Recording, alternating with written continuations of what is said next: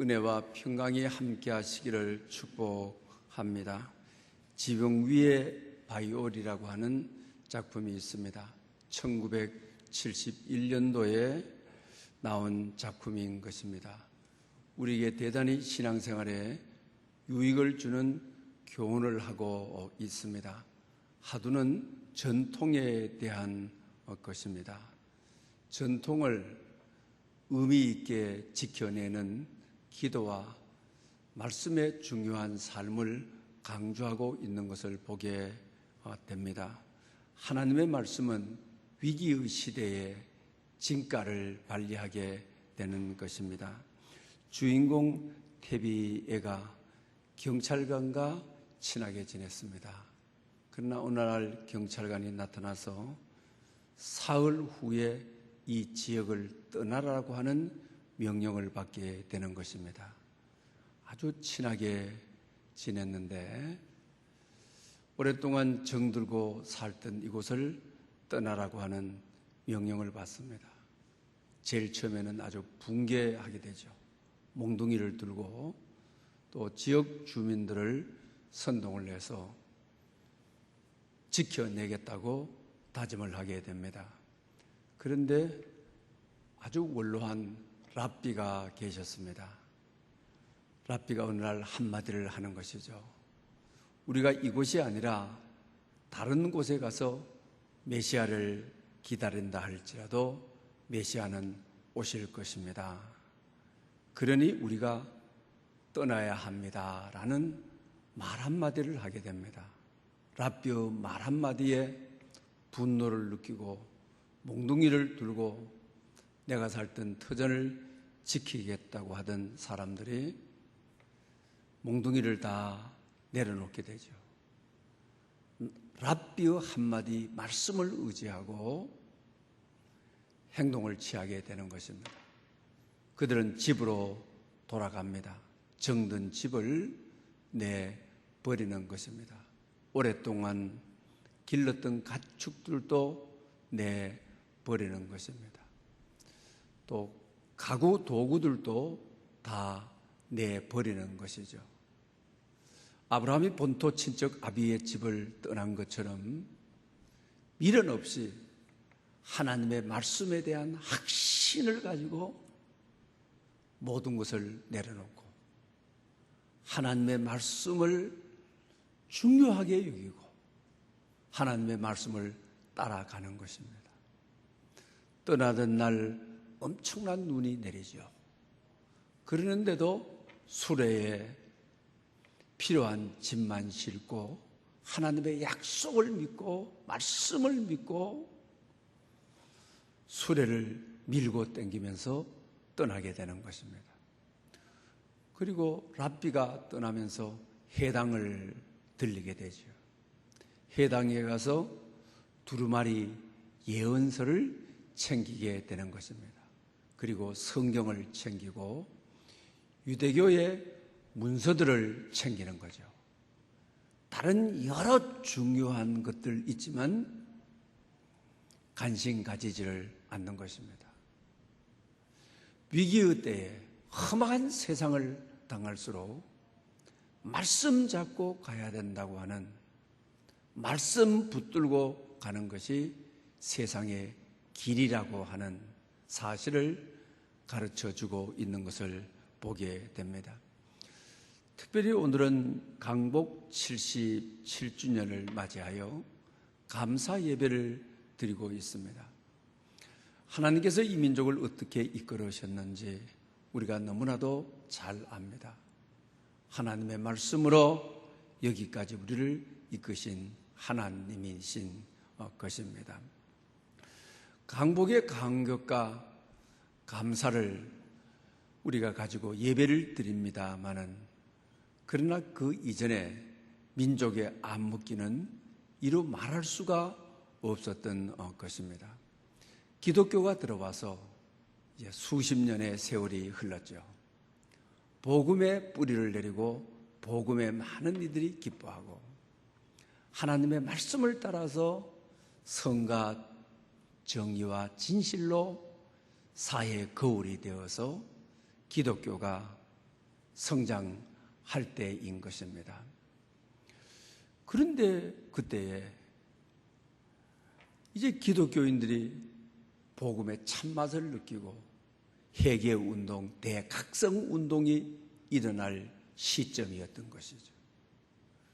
그때 그만 우리의 국권을 일본에게 창탈당하게 되고 우리는 식민지 국가로 전락하게 되는 아픔을 겪게 된 것입니다.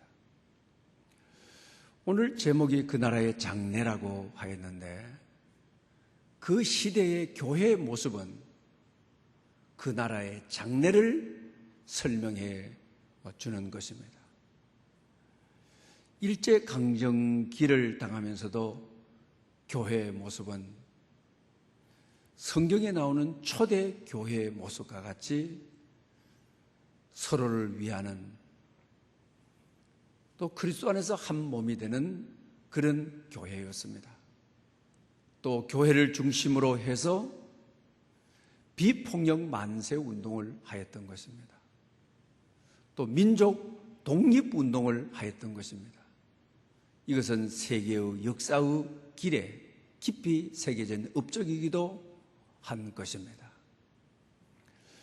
적은 그리스도인들이 민족의 등불이었던 것입니다. 민족의 미래였던 것입니다. 그 시대의 교회의 모습은 나라의 장래이기 때문입니다. 오늘 우리의 교회의 모습은 나라의 장래라고 하는 사실입니다. 그런데 이 독립이 금방 되는 것이 아니고 35년 동안이란 압제 속에 살아가게 되어지는 것이죠. 그래서 많은 지식인들이 섣불리 판단을 하게 되어지는 것입니다. 일본이 세계를 저렇게 넓게 확장을 해가고 제국주의 사상을 본색으로 그냥 드러내는 것이죠. 그래서 지식인들이 변질하기를 시작합니다. 결과적으로 친일 쪽에 서게 되어지는 것이죠. 우리 민족의 독립은 영원하다고 하는 것이죠. 일본이 자기네들의 사상을 확장해 가면서 너무 세계를 빨리 지배해 가고 있기 때문에 일본에게 동화되어서 일본으로 사는 것이 더 낫다고 생각한 사람들도 있었죠. 또 기독교인들 가운데도 그 자리를 떠난 이들이 많죠. 또 기독교라고 하는 신앙을 가지면서도 친일 쪽에 선 사람들도 많이 있었던 것을 보게 되죠. 오늘 우리 교도문을 같이 읽었습니다. 시편 33편에 대한 것이죠. 나라의 생각을 폐하시는 하나님, 민족의 사상을 무효하게 하시는 하나님, 하나님의 계획은 영원히 서고 하나님의 생각은 영원하다라고 하는 말씀이죠. 전혀 뜻하지 않게 하나님께서 일본이라고 하는 저들의 계획을, 제국주의의 계획을 한순간에 피하게 하시는 것이죠. 저들의 사상을 무효가 되게 하시는 것이죠. 정말 하나님의 은혜로 뜻하지 않는 하나님의 선물이 이 민족에게 찾아와서 강복을 이루게 된 것이죠. 철저한 하나님의 은혜적인 개입으로, 하나님의 은총으로 독립을 하게 된 것입니다. 그래서 우리나라는 독립국가가 되어집니다. 그뿐만 아니라 많은 피를 흘렸지만은 민주주의 국가를 세계 모든 이들이 부러워하는 민주주의 국가가 되는 것입니다. 민주주의 국가지만은 경제를 일으키는 경제 대국이 되는 놀라운 나라가 되는 것입니다. 이 나라의 민족을 지키시고 보호하시고 이렇게 대국이 되게 하신 것은 하나님의 은혜인 것입니다. 또 짧은 역사 속에서 교회를 하나님이 일으켜 주시고 또 세계 교회 가운데서 우리 그리스도인들에게 뜨거운 열정을 회복시켜 주시긴 하나님이신 것입니다. 그런데 지금 시점에 와서 교회의 모습은 어떠냐라고 하는 것입니다. 우리 사회의 모습은 극도로 양극화가 되어 있습니다. 어떤 문제도 하나가 되지를 못하는 두 진영으로 나누어서 분열되고 양극화가 되어 있습니다. 빈부의 격차의 면에 있어서도 아주 양극화가 되어 있는 것을 봅니다. 그런 가운데 코로나 팬데믹으로 말미암아 모든 계층이 어려움을 겪고 있는 것입니다. 이것은 사회 문제라 해서 조금 뒤로 미루어놓고 교회는 어떻냐고 하는 것입니다. 교회도 한 3년의 역사 속에서 우리가 돌아보면 아주 양극화가 되어 있는, 극도로 양극화가 되어 있는 교회의 모습을 보게 됩니다. 대형 교회가 출현하면서 재력이 거기에 집중하고 엘리트들 사회의 권력층들이 집중을 하고 농어촌 교회는 주일날마다 문을 닫아야 되는 양극화 현상인 것입니다. 특히 교회라고 하는 것은 유대인이나 이방인이나 야만인이나 그리스도 안에서 하나가 되는 것이, 십자가 안에서 이념도 사상도 모두를 녹여내는 것이 교회의 본질인데, 이념적인 문제로 말미암아도 교회는 양극으로 갈라져서 그리스도의 십자가가 발로 밟혀지고 오히려 이념의 양극화로 홍역을 치르는, 아픔을 치르는 오늘의 교회의 모습이 이렇다 한다면 내일의 나라의 장래는 어떻게 될 것입니까? 한국 초기 교회는 작았지만은 내 것이 없고 너 것이 없고 유무상통하고, 그들은 그리스도와 복음말에 하나가 되어 독립운동을 하고 비폭력 만세운동을 하고, 그래서 민족의 등불이 되고 나라의 미래가 되어서 오늘 이렇게 우리가 모든 것을 다 가진 나라, 모든 것을 누리는 나라입니다. 그런데 지금부터 교회를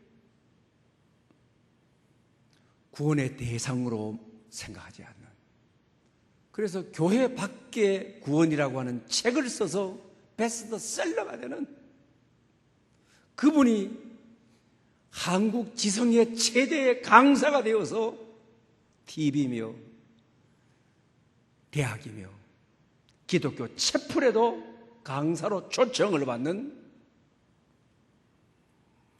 이런 시대가 된 것이죠. 여러분, 교회가 그 나라의 미래라고 성경은 그리스도의 몸인 교회가, 그리스도의 신부된 교회가 거룩한 성 새 예루살렘이라고 하는데, 교회가 변하지 않으면, 우리의 모습이 변하지 아니하면 시대가 교회에서 구원을 찾지 않는, 교회 밖에서 구원을 찾고 있는 이 슬픈 현실. 교회에서 위로받지 못하는, 치유함을 경험하지 못하는, 하나님의 만져주심을 경험하지 못하는 양극화되어 있는, 오히려 교회 속에 소외된 감, 혼자 되어 있는 마음, 나에게 손 내밀어주는 사람 없는, 이것이 고차가 되어버린다고 한다면 교회만의 문제가 아니라 교회의 문제는 민족의 문제, 나라의 문제이므로 나라의 내일은 없다고 하는 사실입니다. 오늘 본문에 우리가 주의해 봅니다. 우리 그리스도인들은 성경을 붙들고 사는 사람들입니다. 오늘 본문은 역대하 마지막 장인 것이죠. 그러면서 남한국이 처참하게 멸망하는 모습을 본문에서 보게 되어지는 것입니다. 마지막 왕 시드기야 왕이 눈이 뽑혀진 채 포로로 가고 자식들이 죽게 되고, 한 나라의 왕의 패망은 남한국 민족 전체의 패망이며 절망인 것입니다. 하나님을 떠난 남한국, 우상을 섬겼던 남한국, 교회에 바알 신이 들어왔던 남한국, 교회의 미래가 역사의 미래로 그대로 닥쳐진 것입니다. 왜 하나님께서는 인간의 실패 속에서 패망해버린 남한국에 하나님의 놀라운 약속을 주시는 모습을 봅니다. 고레스 왕을 나의 목자라고 하시면서 70년 이후에 강복이 이루어질, 해방이 이루어질 약속을 그들에게 주는 것이죠. 나라 잃어버린 슬픔과 아픔을 위로해 주시고 만져주시는 회복을 약속하고 있는 말씀이죠. 여러분, 아무리 우리가 주저앉아 있어도, 실패해도 패망해도 하나님은 그 자리에 십자가를 다시 세우시는 분, 다시 역사의 구원의 등불을 밝히는 분, 교회를 다시 일으키시는 분, 아무리 교회가 욕을 먹고 짓밟히고 민족의 정서와는 전혀 다르게 되었다 할지라도 긍휼히 여기시는 주님, 자비를 베풀어 주시는 주님, 하나님께서 고레스 왕을 선물로 보내셔서 다시 그들에게 희망이 있게 하시는 역사를 보게 되는 것입니다. 오늘 이 강복절에 이 말씀을 읽는 이유는 아무리 힘들어도 하나님은 그 역사 속에서 하나님의 일을 하신다고 하는, 하나님의 뜻을 이루신다고 하는 사실을 영감을 얻도록, 우리를 하여금 깨닫도록, 그리고 말씀을 붙잡고 살아갈 수 있도록 우리를 건면하는 말씀으로 받을 수 있어야만 합니다. 역대하 오늘 36장 마지막 장은 가장 잔인한 내용이죠. 이스라엘 역사 가운데 극도로 절망한, 더 이상 절망할 수 없는 상황인 것이죠. 왕이 그렇게 잡혀서 처참하게 포로로 가고 자식들이 전부 멸절을 다 당하게 되고 예루살렘 성전과 왕궁의 보물들을 약탈을 해서 바벨론 군대가 다 가져가 버리고 성전을 불살라서 태워서 없애버리는, 다윗이 솔로몬을 통하여 그렇게 청성들어 기도하며 세웠던 그 성전이 400년도 채우지 못하고 잿더미가 되어서 날아가 버린, 없어져 버린. 왕궁도 바벨론이 불살라서 잿더미를 만들어 버려요. 예루살렘 성벽을 전부 허물어 버리는. 그리고 노인과 어린아이, 남녀 국률이 여기지 않았다. 무슨 말입니까? 닥치는 대로 다 죽여버렸다. 이것이 바로 그 당시 이스라엘의 현 주소인 것이죠. 더 이상 절망할 수도 없는 절망의 끝인 것이죠. 얼마나 많은 사람들이 죽었는지 시신을 처리할 수 없어서 내버려 둬버렸는데 새들이 날아와서 배를 채웠다. 새들의 배가 무덤이 되는 그런 처참한 환경을 말하고 있는 것을 보게 되는 것입니다. 하나님을 떠난 나라가, 하나님을 떠난 인생이, 하나님의 성전을 저버린 인생들이 그 모습이 무엇인가를 보여주게 되는 것입니다. 그런데 하나님께서는 그 절망의 그늘 속에 빛을 비춰주시는 하나님의 놀라운 약속을 오늘 본문은 보여주고 있는 것을 보게 됩니다. BC 538년이죠. 페르시아 제국, 성경은 바사라고 하는 것이죠. 원래 이 나라는 강한 나라가 아니었습니다. 메데라고 하는, 역사에서는 메디아라고도 하죠. 이 나라와 연합을 내서 바벨론을 정복하게 되는 것입니다. 그리고 나서 세계 제패 국가가 되어지는 것입니다. 그때 초대 왕이 누구냐? 고레스 왕이라고 하는 것이죠. 바벨론은 전쟁을 내서 포로로 잡아왔지만 페르시아의 고레스 왕은 바벨론이 포로로 잡아왔던 사람들을 포용 정책을 쓰는, 조국으로 돌아가라, 바벨론이 불살랐던 성전을 내가 재건해 주리라, 뜻하지 않는 놀라운 은혜, 놀라운 은총이 하늘로부터 임한 것입니다. 오늘 고레스 왕의 조서를 보게 되게 되면 하나님을 인정하는, 하나님을 모르는 사람이 하나님을 인정하는 글귀를 보게 되죠. 놀라운 신비죠. 놀라운 은혜죠. 왜 그랬습니까? 다니엘이 1차 포로로 잡혀갔었는데 고레스 왕 제3령 즉위 때까지 다니엘이 살았던 것이죠. 그러니 다니엘은 고레스 왕을 누구보다도 잘 알죠.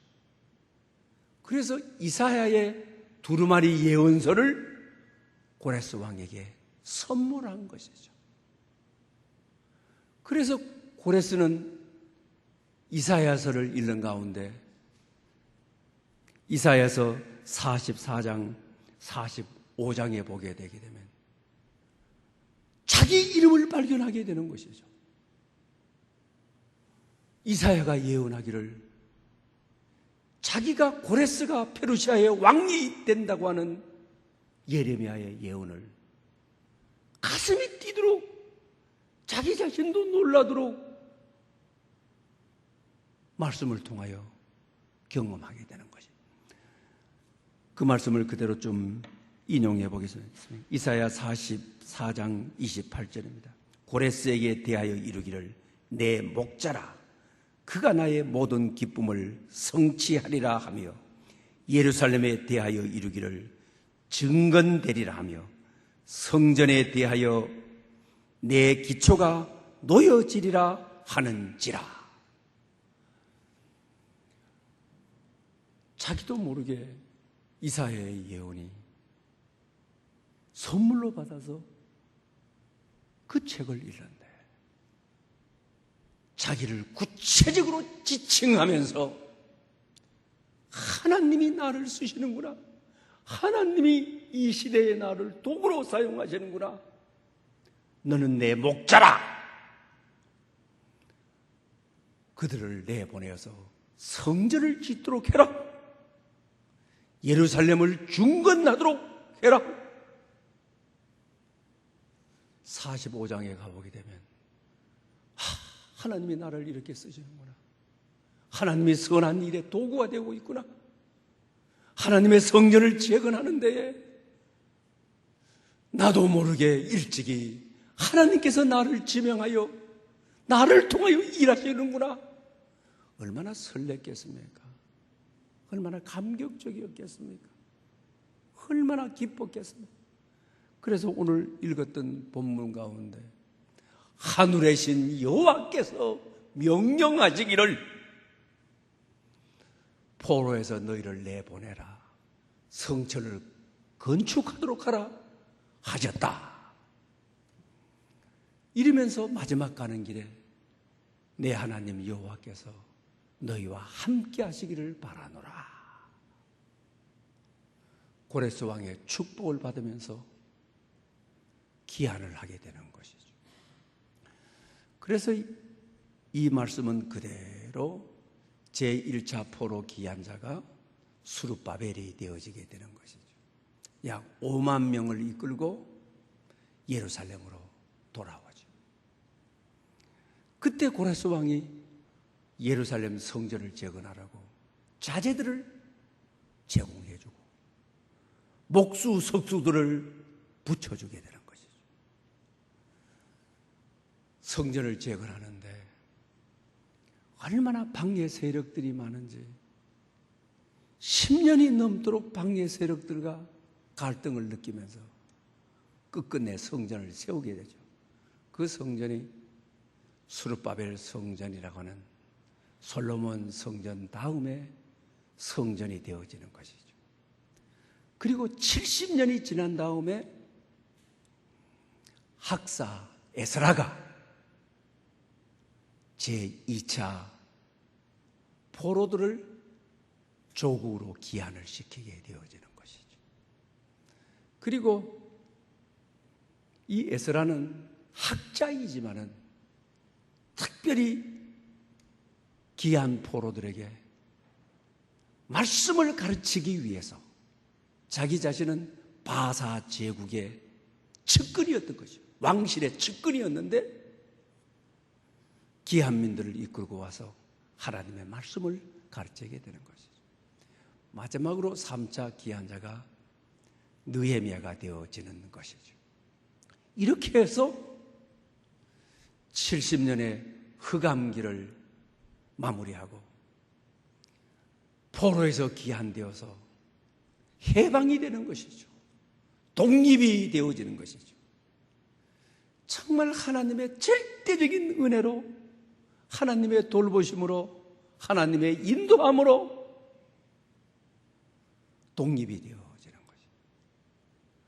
우리나라의 역사는 어떻습니까? 포로 70년의 절반에 해당되는 35년 동안 일제강점기에 끌려서 살았죠. 우리도 우리의 힘이 아닌 미국과 연합군이 개입함으로 고레스 왕을 통하여 일하시던 하나님께서 우리 역사 속에서도 그렇게 일하심으로 독립이 은혜로 주어진 것이죠. 하나님이 주신 것이죠. 하나님의 축복인 것이죠. 이렇게 해서 오늘의 이룬 이 나라라고 하는 것입니다. 여러분, 말씀을 떠났을 때, 예루살렘이 위기가 당했을 때 민족은 위기였습니다. 민족의 암흑기였습니다. 오늘 시대에 교회가 많이 변질했다고 사람들은 말합니다. 교회를 안식처로 삼으려고 하지를 않습니다. 교회에서 참된 구원을 소망하지 않고 있습니다. 목사들의 가장 큰 비극입니다. 교회의 현실의 가장 비극인 것입니다. 그러므로 여러분, 교회가 교회되게, 예배가 예배되게, 하나님의 말씀으로 교회가 다시 돌아가는, 본질을 회복하는, 기도와 말씀으로 다시 돌아가는 초대교회의 모습을 회복할 때 민족의 미래가 있습니다. 나라의 미래가 있습니다. 교회의 아픔은 민족의 아픔인 것입니다. 교회의 실패는 나라의 실패인 것입니다. 교회가 살 때 나라가 살며 민족이 살게 되는 것입니다. 특히 오늘 본문에 고레스 왕이 그들을 보내면서 너희 하나님 여호와께서 너희와 함께 계실지어다. 이방의 왕 고레스 왕도 하나님의 함께 계심을 경험했습니다. 하나님이 웬일인지 웬 말인지 믿지도 않는 자기인데 너는 내 목자라. 얼마나 신비를 느꼈습니까? 그 시대에 그를 교회로 삼으신 것입니다. 그 시대에 그들을 등불로 삼고 미래로 그를 삼으신 것입니다. 그러니 포로민들을 보내면서 하나님 여호와가 너희와 함께 계실지어다. 신앙은 무엇입니까? 어떤 경우 어떤 형편에도 하나님이 나와 함께 계신다고 하는 믿음이 신앙이죠. 그 믿음이 있으면 어떤 시험 속에서도 어떤 환난 속에서도 이길 수가 있는 것이죠. 김용희 선교사님이 글 가운데 외국에서 선교를 하다가 딸이 아주 심각한 병에 죽음에 직면하는 병에 걸리게 된 것입니다. 그래서 그 현지 의학으로는 딸을 고칠 수가 없습니다. 그래서 딸을 한국까지 들어오는데 비행기로 40시간을 비행을 해야 되는 것입니다. 그 40시간 비행을 하면서 비행기 안에서 견딜 수 있을지, 한국에 무사히 도착할 수 있을지 대단한 고민이었습니다. 그러다가 마지막 결단을 내리게 됩니다. 하나님이 이곳에 함께 계신다는 것을 믿고 한국으로 가겠다고 하는 결단을 내리게 되죠. 40시간 여행 속에 딸이 어떻게 될지 모르는 거죠. 그래서 그 전날 비행기를 타기 전에 하나님께 간절히 기도를 했답니다. 그래서 하나님의 응답을 받았다라고 하는 거예요. 출발을 하면서 딸의 손을 꼭 잡으면서 그 응답을 알려주는데 제가 그대로 인용해 보겠습니다. 아빠 손잡고 떠나는 여행, 위험하지만 행복한 여행, 주님과 함께 가는 여행, 안전하고 아름다운 여행.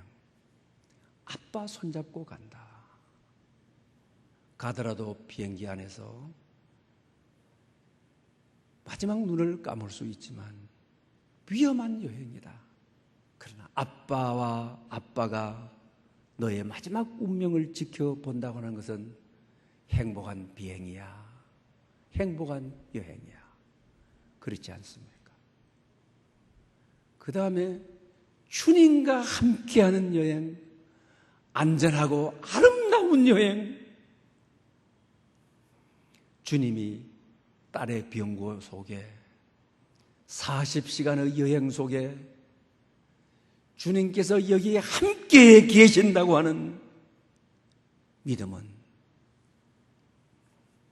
아름다운 여행, 후회 없는 여행, 이렇게 말을 하는 것이죠. 신앙의 핵심이 무엇인 것입니까? 하나님이 나와 함께 하신다고 하는 임마누엘 신앙인 것입니다. 여호수아서 1장에도 보면 그렇죠. 여호수아가 이제 모세 없이 요단강을 건너서 가나안 땅에 들어가서 정복을 해서 이제 영토를 얻어야만 되잖아요. 가나안의 원주민들이 보통 사람입니까? 네피림들, 힘센 사람들이죠. 그러니까 두려워요. 떨려요. 그때 그런 말씀을 하나님이 하시죠. 강하고 담대해라. 두려워하지 말아라. 놀라지 말아라. 이 말씀을 하시는 거죠. 여러분, 우리가 두렵고 떨 때 내 자신에게 두려워하지 말아야지, 이렇게 마음 먹는다 해서 두렵지 않습니까?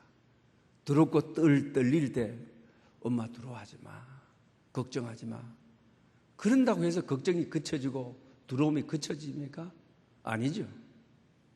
여호수아에게 했던 하나님의 다음 말씀이 참으로 중요한 것이죠. 내가 어디로 가든지 나 하나님 여호와가 너희와 함께 하느니라. 할렐루야. 하나님께서 주신 말씀은 내가 어디로 가든지 내가 너와 함께 함이라. 다윗도 마찬가지죠. 내가 어디로 가든지 내 하나님 여호와가 함께 하느니라. 내가 어디로 가든지 여호와 하나님께서 이기게 하시느니라. 여러분, 하나님이 함께 하신다라고 하는 믿음, 오늘 남한국의 절망의 끝자락에 하나님이 함께 하신 비전을 보여주신 고레스 왕에 대한 계획을 이사야를 통하여, 예레미야를 통하여 보여주신다. 아무리 욕먹어도, 아무리 짓밟혀도, 아무리 힘들어도 하나님은 나와 함께 하신다고 하는 이 말씀을 잡고 중요하게 여기고 살아가는 교회 위에, 여러분의 가정 위에, 이 나라 위에, 특히 77주년 독립감사 예배를 드리는 이 날에 하나님이 우리 민족과 함께 하신다고 하는, 여러분의 가정과 자녀와 함께 하신다고 하는, 세상 끝날 때까지 내가 너희와 함께 하리라. 하나님의 약속이므로, 하나님의 말씀이므로 이것을 믿고 내 것으로 받아들이게 되게 되면 흔들림이 없습니다. 두려움이 없습니다. 염려가 없습니다. 고레스 왕이 포로들을 기한시키면서 여호와 하나님이 너희와 함께 계실 자다 한 것처럼 오늘 예배하는 모든 여러분들에게 하늘로부터 주시는 이 음성을 들은 여러분 될 수 있기를 축원합니다. 기도드리겠습니다. 주님, 강복 77주년 감사주의를 맞이하였습니다. 그날의 감격과 기쁨을 간직하며 감사드립니다. 민족해방운동에 주대적으로 참여한 기독교는 민족의 소망을 위한 등불의 역할을 앞장서서 담당하였습니다. 교회가 이 시대의 등불이 되게 해 주시옵소서. 한국교회가 하나님의 말씀대로 곧 성과 정의와 진실함으로 나라를 변화시키고 나라의 미래가 되게 하옵소서. 하나님 앞에서 민족이 하나 될 기회를 얻게 하옵소서. 예수님의 이름으로 기도드리옵나이다. 아멘.